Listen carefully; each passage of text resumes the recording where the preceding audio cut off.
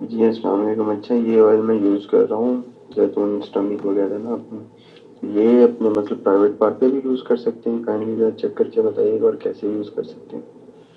جی یہ جو آپ السلام نے علیکم ورحمۃ اللہ. میں کشمیر سے یہ جو آئل آپ نے زیتون کا ہمیں بھیجا ہے دوستوں بھائی اور بہنوں، یہ عام سوال چینل پر بار بار پوچھے جانے والا سوال ہے، اور اس سوال کا متعدد مرتبہ میں نے جواب بھی دیا ہے.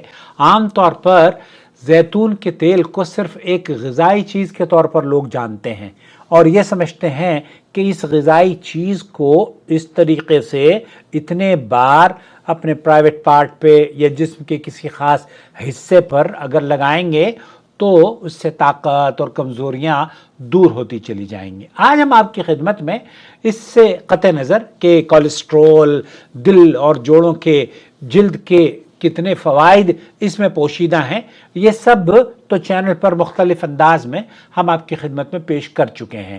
یہ بھی پیش کر چکے ہیں کہ آپ اگر اپنے پرائیویٹ پارٹ پر لگانا چاہتے ہیں تو اس میں بھی کوئی حرج کی بات نہیں ہے. یہ زیتون کا تیل ہے، اور اس مبارک تیل کے استعمال میں اللہ کے رسول صلی اللہ علیہ وسلم نے جو بیان فرمایا ہے وہ ہم آپ کی خدمت میں آج پیش کریں گے. آج ہم اس کے اس پہلو پر گفتگو کرنے کی سعادت حاصل کریں گے جو کہ نہ کہ میڈیکل اسٹور میں آپ کو بتایا جاتا ہے اور نہ ہی لیبل پر جو آپ نے لکھا ہے اس آڈیو یا اس زیتون کے تیل کے بوتل کے اوپر بھی آپ کو نظر نہیں آئے گا. اسلام ہمیں صرف جسمانی علاج نہیں دیتا بلکہ روح، دل اور ایمان کا بھی علاج دیا کرتا ہے. اللہ رب العالمین قرآن کریم میں اس درخت کا تذکرہ کرتا ہے، اور وہ درخت ہے جسے مبارک بھی کہا گیا، وہ زیتون کا درخت ہے. یوقد من شجرۃ مبارکۃ زیتونۃ، سورۃ النور کی آیت نمبر 35 ہے.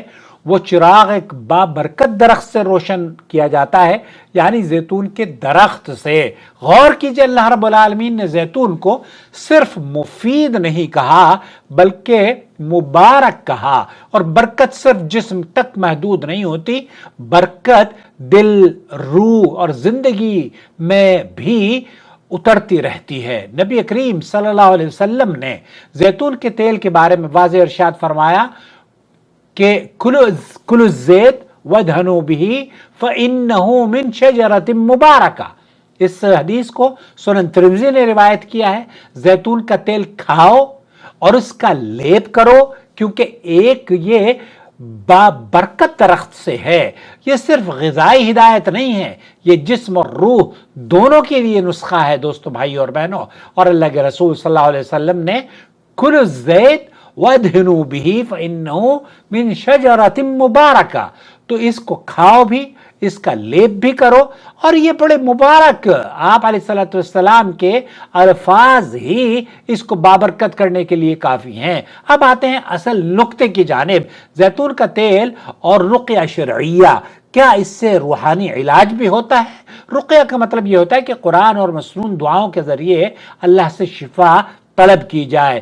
رسول اکرم صلی اللہ علیہ وسلم بیماروں پر قرآن پڑھ کر دم کیا کرتے تھے، اور صحابہ کرام بھی اس عمل کو اختیار کیا کرتے تھے. زیتون کے تیل کی خاص بات یہ ہے کہ یہ قرآن کے ساتھ مل کر ایک ذریعہ بنتا ہے. شفا دینے والا اللہ ہی ہے، اس کے علاوہ شفا کوئی نہیں دے سکتا. البتہ تیل ہو، شہد ہو یا کوئی اور دوسری دوا ہو، یہ صرف محض اسباب میں سے ہوتی ہے، اور زیتون کا تیل تو ویسے بھی مبارک ہے. عمل کا طریقہ اس انداز سے، جب کسی کو نظر بد لگ جائے یا وسوسوں کا شکار ہو یا بے چینی ہو، ڈراؤنے خواب آتے ہوں یا روحانی کمزوری یا کسی طرح کی کمزوری وہ محسوس کرتا ہو، تو خالص زیتون کا تیل آپ استعمال کریں اور اس پر سورہ فاتحہ پڑھیں. یہاں بہت سارے راقی ہیں، وہ سورہ فاتحہ اور سورۃ البقرہ یا قرآن کریم کی آیات، سورہ اخلاص، سورہ فلق، قل اعوذ برب الناس، ان کو پڑھ کر دم کر کے زیتون کے تیل پر آپ کو دیتے ہیں. اور یہ بالکل اس میں کوئی دو رائے نہیں ہے، یہ مبارک تیل ہے اور اس میں کوئی دو رائے نہیں ہے۔ اللہ رب العالمین نے قرآن کریم سورہ فاتحہ، ویسے ہی سورۃ الشفا ہے، سورہ بقرہ اور جو بھی معوذتین ہیں ان کا پڑھنا مبارک اور صحت کے لیے بہت فائدہ مند ہے۔ اور اسی طریقے سے دعا بھی آپ یہ یاد کر لیجئے، اللہم رب الناس اذهب البأس اشف انت شافی لا شفاء الا شفاؤک، اے لوگوں کے رب تکلیف دور فرما، شفا عطا فرما، تو ہی شفا دینے والا ہے، تیری شفا کے سوا کوئی شفا دینے والا نہیں۔ پھر اس تیل کو آپ جسم پر لگائیں، کھائیں، پئیں، اسے استعمال کریں، خاص طور پر پیشانی، سینہ اور بچوں کے لیے بھی اسے ان کے جلد پر استعمال کریں۔ اب یہ مبارک تیل ہے، اس سے کوئی یہ نہ سمجھے کہ اس مبارک تیل کو ہم شرمگاہ پر نہیں لگا سکتے، اس مبارک تیل کو ہم اپنے جسم کے فلانے حصے پر نہیں لگا سکتے۔ اس کی ممانعت کوئی کسی قرآن اور حدیث میں نہیں آئی ہے کہ مبارک تیل ہے، اس کو لگانے کا حکم اللہ کے رسول صلی اللہ علیہ وسلم نے دیا ہے۔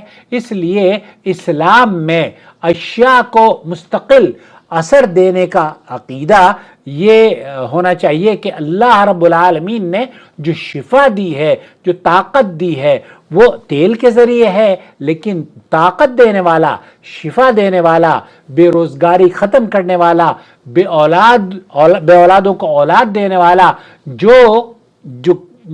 جو کسی طرح کی کمزوری میں مبتلا ہے، ان کی کمزوری کو دور کرنے والا یہ تیل نہیں، بلکہ اس تیل کا پیدا کرنے والا، اس تیل کو مبارک بنانے والا اللہ رب العالمین ہے۔ تو اذهب الباس رب الناس اشف انت شافی لا شفاء الا شفاؤک شفاء لا یغادر سقما۔ تو ہاتھ اور آواز یہ صرف ذریعہ ہیں، آپ تیل یہ بھی ذریعہ ہے، لیکن شفا دینے والا اللہ رب العالمین ہے۔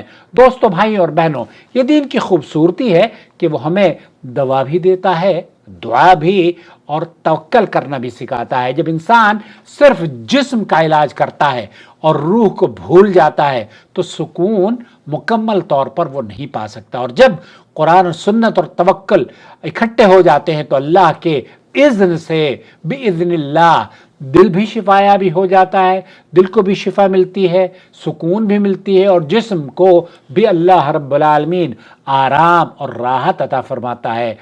زیتون کا تیل کوئی خاص جادوئی چیز نہیں ہے یہ جس کو آپ یہ سمجھ لیں کہ یہ جادو کی چھڑی ہے اور اس کو لگانے سے آپ فوراً اچھلنا کودنا یا آپ کا فلانا جسم کا حصہ اچھلنا کودنا شروع ہو جائے گا، ایسا نہیں ہے۔ یہ اس زیتون کو، مبارک تیل کو آپ استعمال کریں ایمان اور عقیدے کے ساتھ، تو انشاءاللہ تعالی یہ آپ کے لیے فائدہ مند ثابت ہوگا۔ اور جو اللہ رب العالمین پر بھروسہ رکھتا ہے، اللہ اس کے لیے کافی ہو جاتا ہے۔ اور اگر آپ چاہتے ہوں کہ اس ویڈیو کو کسی اور کے ساتھ شیئر کریں تو پلیز ڈو اٹ۔ کیوں؟ کیونکہ ہماری ویڈیوز قرآن و سنت پر مبنی ہوتی ہیں، ہماری ویڈیوز میں اللہ پر بھروسہ، اللہ پر توکل، اور اللہ ہی